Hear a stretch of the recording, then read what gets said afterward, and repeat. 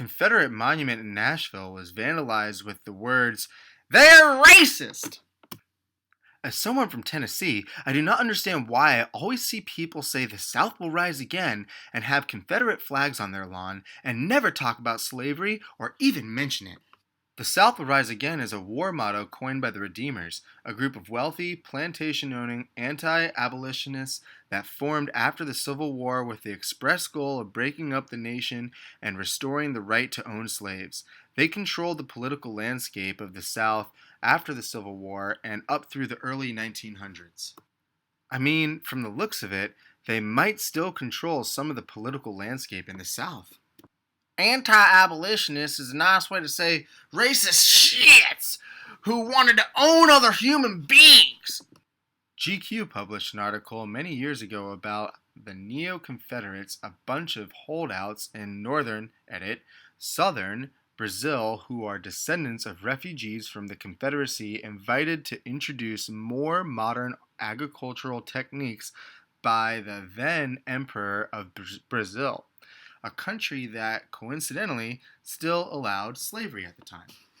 Apparently, these clowns still hew to all kinds of antebellum frippery, like coalitions, Colonel Sanders beards, and waistcots, on their own harmless and fun, but in the context of unapologetic Confederate throwbacks, fucking stupid. The article ripped on them pretty badly.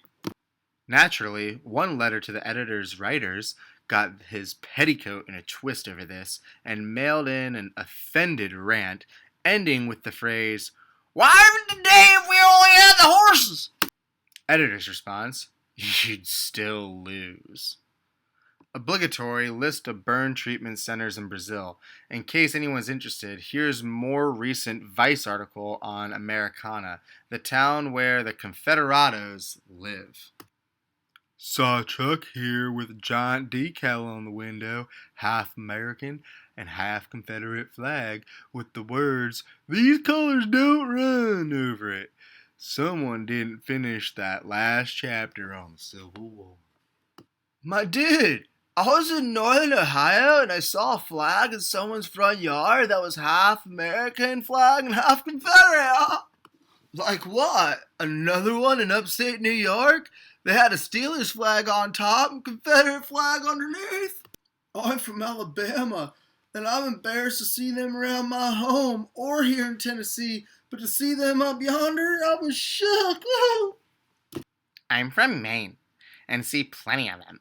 It is extra weird here. We had barely anything to do with the Civil War, though we fought for the North. It's more a redneck thing than anything here. You pretty much only see them on people's big old diesel trucks.